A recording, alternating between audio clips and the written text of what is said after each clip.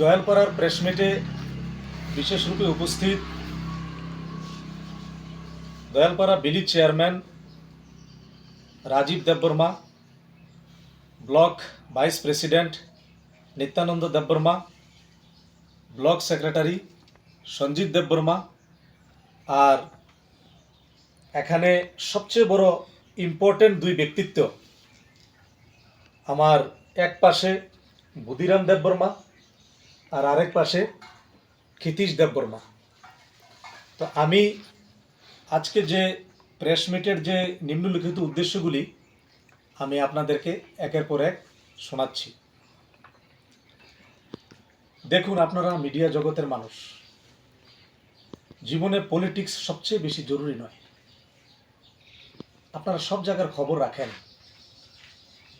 যে মানুষ মজবুরির রাজনীতি বা মানুষ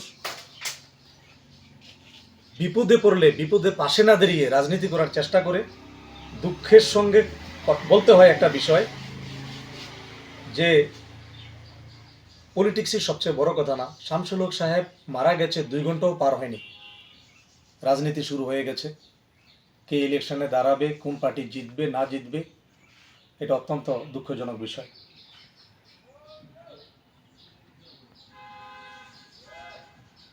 সেই হিসাবে তিপ্রামথাও জনগণের পাশে আছে।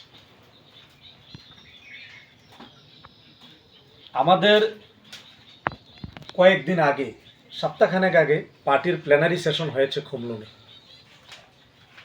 এই প্ল্যানারি সেশনে একটা ক্লিয়ার ইনস্ট্রাকশন দেওয়া হয়েছে পার্টিকে মজবুত করা।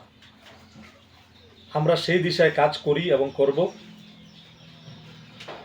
ইলেকশনের সময় ইলেকশনের নিয়ে সেরে বিবেচনা করা হবে।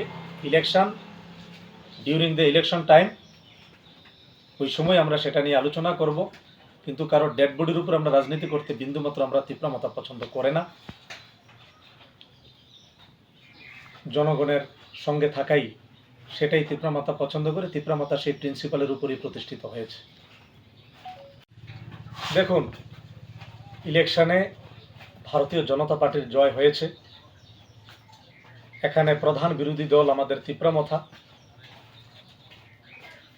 আমরা বিরোধীর আসনে যা যা বিরোধীর ভূমিকা পালন করতে হয় তিপ্রামথা সেটা পালন করছে, জনগণের অধিকার নিয়ে কথা বলছে। কিন্তু বিজেপি গভর্নমেন্ট ফর্ম হওয়ার পর সারা ত্রিপুরা রাজ্যে কি হয়েছে না হয়েছে এটা জনগণের চোখের সামনে। বিশেষ করে বক্সনগর এলাকায়, এই এলাকাতে মানুষ সামান্যতম কিছু ব্যবসা বাণিজ্য করে চলে।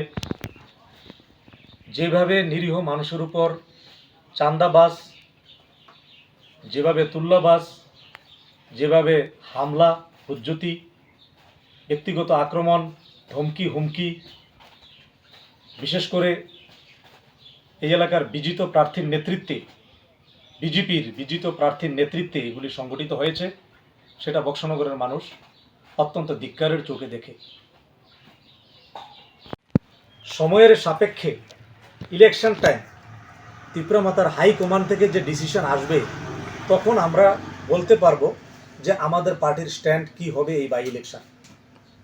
আর প্রার্থীর ঘোষণা এখানে আমি চয়েস করা বা না করা এটা এত কোনো মানে রাখে না। তবে আমি এতটুকু বলতে পারি, আমি একটা ক্যান্ডিডেট হওয়ার সুবাদে এই কেন্দ্রে কে প্রার্থী হবে না হবে এটা আমি জানি না। এটা বিজেপির ব্যাপার, বিজেপি চিন্তা করবে। বিজেপির পার্টির প্রবক্তা আমি নই, আমি তিপ্রামথার প্রবক্তা। তবে আমি এতটুকু বলি, আমার 2টা ব্যক্তি আমার চয়েস হয়েছে, মন থেকে বলছি আমারটা। কে কাকে প্রার্থী করবে প্রার্থীর বিষয় আলাদা।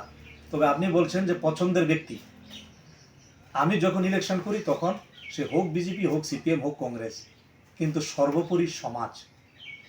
এটা অটল বিহারী বাজপেয়ী সাহেব ভারতবর্ষের পার্লামেন্টে একটা কথা বলেছিলেন, सरकारें आएंगे जाएंगे, पार्टियां बनेगी बिगड़ेगी, लेकिन ये देश रहना चाहिए, देश की लोकतंत्र अमर रहना चाहिए। अगर लोकतंत्र अमर रहेंगे तो डेमोक्रेसी का 4th पिलर भी अमर रहेगा। तो এই জন্য আমরা ইলেকশনের টাইমে আমি লক্ষ্য করেছি যে শামসুল হক সাহেবের কাছে একটা অত্যন্ত শিক্ষণীয় বিষয় ছিল যে একটা জুনিয়রকে কিভাবে ইজ্জত দিতে হয় বা একটা সিনিয়রকে কিভাবে ইজ্জত দিতে হয়। এই বিষয়গুলি শামসুল হক সাহেবের কাছ থেকে অনেক শিক্ষার ছিল। আর তৎসঙ্গে আমি লক্ষ্য করেছি সোনামুড়ার ক্যান্ডিডেট শ্রীমান দেবব্রত ভট্টাচার্য, উনিও সামাজিকতাকে অনেক উপরে রেখেছেন, রাজনীতির ঊর্ধ্বে উঠে। He is a finest man, I can not explain that he is so good.